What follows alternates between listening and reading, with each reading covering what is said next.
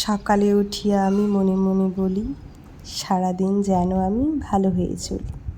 তো good morning সবাইকে। সকাল সকাল উঠে পড়েছি। তা আজকে কিন্তু উঠেই একটু রেওয়াজে বসেছি।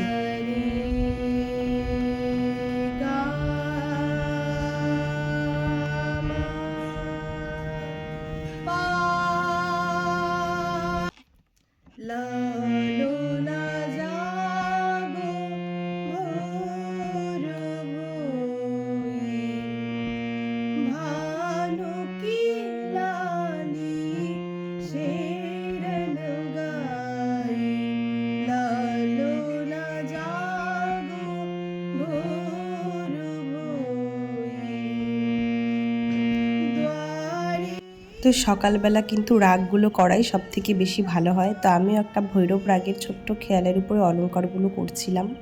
যতগুলো অলংকার করা যাবে গলা তত পরিষ্কার হয়। আর সবাই জানো, ঘুম থেকে উঠে আমাদের কিন্তু গলাটা ভীষণ ভার হয়ে থাকে।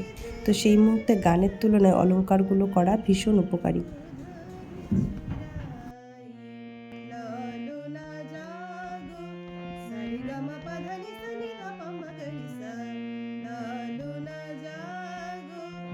তো অল্প একটু রেওয়াজ কমপ্লিট করে নিলাম। সকালবেলা উঠে রেওয়াজ করতে নিলে গলাটা একদম বসে থাকে, আর কাশিও হচ্ছিল আজ আবার। তাও অল্প প্র্যাকটিস করে নিয়েই আমি কিন্তু আবার ব্যায়ামের জন্য রেডি হয়ে নিয়েছি। তা আজকে ভেবেছি ঘরে না করে ছাদে করব। প্রচণ্ড গরম পড়েছে, ছাদে অল্প হাওয়া হচ্ছিল, তাই ভাবলাম ছাদেই বসি। তো মধ্যেখানে একটুখানি সময়ের জন্য নিজেকেও দেওয়া যায়। তো এই আজকে সকাল সকাল গরম লাগছে, তো ছাদের মধ্যে একটু হাঁটাহাঁটি করছি। এই দেখো, এই টবগুলো যে এই কিছুদিন আগেই আমি নিয়ে এসেছিলাম, একটা ভ্যান ভাড়া করে মাটিগুলোও কিনে এনে সবগুলো মাটি ভরেছি। তবে এখনও গাছ লাগানো হয়নি, তবে গাছ লাগাবো। গাছ লাগালে অবশ্যই কিন্তু তোমাদের সাথে শেয়ার করব। গাছ লাগাতে ভালোবাসি, তবে গাছ লাগালে শুধু হবে না, সেই গাছকে যত্ন করে বড় করতে প্রচুর পরিমাণে পরিশ্রম করতে হয়, যেটা সময়ের অভাবে হয় না। সেই জন্য বহুদিন হয়ে গেল টবগুলো আনলেও কিন্তু আমি গাছ লাগাতে পারিনি। তারপর কিন্তু আমি আজকে স্নান টান করে জব করে তুলসী গাছে জল দিয়ে সোজা রান্নাঘরে চলে এসেছিলাম। সেই ক্লিপগুলো নিতে পারিনি, কারণ সেই মুহূর্তে অর্ঘ্যর বাবা রেডি হয়ে গেছিলো, ওকে কিছু খাবার দিয়েছিলাম। তো তাড়াহুড়ো করে আজকে আর সেই ভিডিওগুলো নেওয়া হয়নি। তো এই দিকে আজকে আমি এই রান্নাঘরে রান্না বসাচ্ছি। আমাদের দুটো রান্নাঘর আছে, একটাতে ভোগের রান্না হতে থাকলে আমি পাশেরটাতে রান্না বসিয়ে দিই, কারণ 10টার মধ্যে আমাকে রান্না কমপ্লিট করতে হয়, অর্ঘ্যর স্কুল থাকে। তো যখন মা রান্না করতে থাকে তখন আমি বুঝতে পারি যে আজকে লেট হবে, তখন আমি কিন্তু এই রান্নাঘরে রান্না বসিয়ে দিই। তবে এই ঘরে গ্যাস ট্যাস মোছা ছিল না, আমি তাড়াতাড়ি একটু গ্যাস মুছে নিলাম, আর এই তো ভাত বসিয়ে দিলাম। একপাশে ভাত আর ডাল বসিয়ে দিয়েছি, এদিকে কিন্তু অর্ঘ্য উঠে গেছে। এদিকে আমার সকাল থেকে গলাটা খুসখুস করছে, কাশি হচ্ছে, আমার আর অর্ঘ্যর দুজনই হচ্ছে। তাই ভাবলাম ভাত ডালটা বসিয়ে দিয়ে একটু গরম জল করে দুজনেই একটু গার্গেল করে নিই। ভাত আর ডালটা হয়ে গেলে আমার আর কোনো চিন্তা থাকে না। অত্যাধিক গরম পড়েছে, গরমের আর কিছু বলার নেই। গরমের দিন চলে এসেছে, তো গরমই পড়বে, এটাই স্বাভাবিক, কিন্তু তাও সহ্য হয় না, আর কি বলবো। তো এইদিকে কিন্তু ওর বাবা বেরিয়ে যাচ্ছে, ওকে একটু আগিয়ে দিলাম।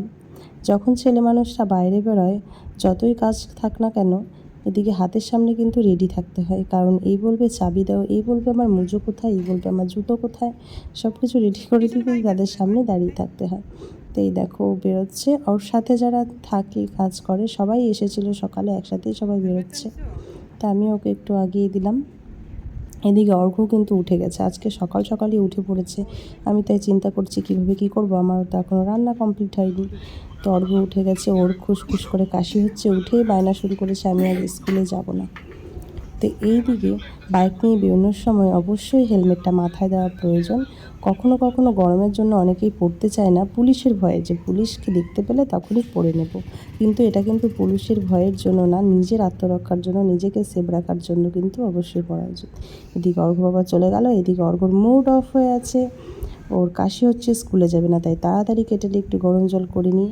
আমি এক গ্লাস খেয়ে নিলাম, আর ওকেও বললাম তুমিও একটু গার্গেল করে করে জলটা খেয়ে নাও। আমি বললাম স্কুল না গিয়ে বাড়িতে থেকেই কী করবে, হালকা কাশি হচ্ছে, বাড়িতে থাকলেও সারাদিন গরমেই থাকতে হবে, স্কুলেও থাকতে হবে গরমেই, আর বাড়িতে থাকলেও সারাদিন সময়টাও কাটতে চায় না, কারণ আর কি ওর বন্ধু নেই এখানে, ওর সমবয়সী সেই রকম।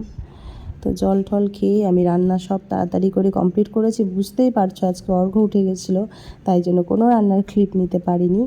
ওকে নিয়ে তাড়াতাড়ি করে রান্না করে ওকে রেডি করে নিয়ে চলছি স্কুলে। দেখো স্কুলে পৌঁছে গেছি, গরমে প্রচণ্ড ঘেমে গেছি। এই দেখো ওকে স্কুলে দিয়ে দিলাম, স্কুলে দিয়ে টাটা করে চলে যাচ্ছি। তো স্কুল থেকে কিন্তু আমাদের বাড়ি অনেকটা দূর নয়, একদমই কাছে। তো চলো তোমাদেরকে একটু দেখিয়ে দিই যে স্কুল থেকে কতটা সামনে আমাদের স্কুল, মানে বাড়ি। এই দেখো এই জানলা দিয়ে যে বাড়িটা দেখা যাচ্ছে, তোমরা জানোই যে এই বাড়িটার সামনে দিয়ে আমি হেঁটে আসি। ওই যে একটা রাস্তা দেখতে পাচ্ছ, ওই রাস্তাটা, মানে এই বাড়ির উল্টো পাশেই কিন্তু আমাদের বাড়ি, স্কুলের ছাদে থেকে দেখা যায়। তো আজকের ভিডিওটা এই পর্যন্ত।